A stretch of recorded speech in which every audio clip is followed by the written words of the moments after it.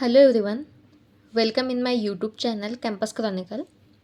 तर आज या व्हिडिओमध्ये आपण बघणार आहोत की जर प्रायव्हेट कॉलेजला ॲडमिशन झालं असेल तर गव्हर्मेंट हॉस्टेलला कसं ॲडमिशन घ्यायचं. ठीक आहे, कारण कसं आहे माहिती आहे का, बऱ्याच जणांचं MHCETचे आता सध्या प्रोफेशनल कोर्सेसचे कॅपराऊंड काही जणांचे स्टार्ट झालेत आणि BSc नर्सिंगवाल्यांचे आता काही दिवसात स्टार्ट होणार आहेत.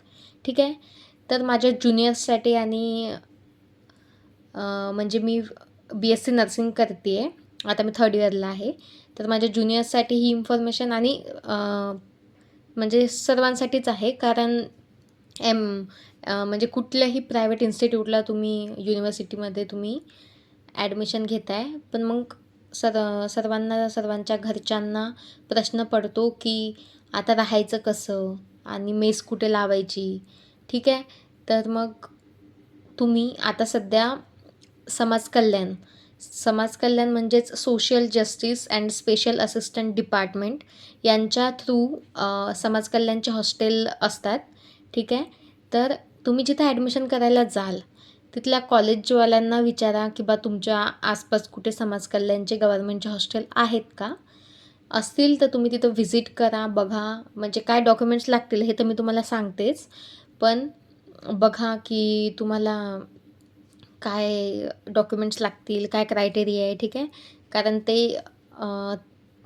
12च्या पर्सेंटेजवर डिपेंड करतं, त्यानुसार मेरिट लिस्ट लागते आणि इन्कम पण मॅटर करतं आणि तुम्ही महाराष्ट्रातील रहिवासी पण असायला हवे. ठीक आहे, हे सर्व क्रायटेरिया जर फुलफिल होत असेल तर तुम्ही गव्हर्मेंट हॉस्टेलसाठी अप्लाय करू शकता. आणि याची आता डेट प्रोफेशनल कोर्सेससाठी हे झाली आहे, पोर्टलमध्ये तुम्ही फॉर्म भरू शकता. ठीक आहे, तर मी तुम्हाला सजेस्ट करेल की तुम्ही सहसा स्वतः फॉर्म भरू नका हॉस्टेल मॅनेजमेंट सिस्टमचा. तुम्ही सायबर कॅफेवाल्याजवळ जाऊनच फॉर्म भरा, कारण फॉर्म भरताना लास्टमध्ये जेव्हा तुम्ही डॉक्युमेंट्स अपलोड करता, कास्ट, TC, म्हणजे खूप सारे डॉक्युमेंट्स आहेत जे आपल्याला कॉलेज ॲडमिशनला डॉक्युमेंट्स लागतात. सेम तसेच डॉक्युमेंट्स लागतात आपल्याला याच्यासाठी सुद्धा फॉर्म भरायला हॉस्टेलचा. तर बोनाफाईड वगैरे पण लागतं. ठीक आहे, तर सायबर कॅफेवाल्याजवळ भरा आणि लास्टमध्ये student declaration, parent declaration form असतो, ते तुम्हाला प्रिंट काढून मग त्यावर नाव आणि सिग्नेचर करून तुम्हाला पुन्हा रिअपलोड करायचं असतं. सो तुम्ही सायबर कॅफेवरच फॉर्म भरा. ठीक आहे, स्वतः भरू नका. आणि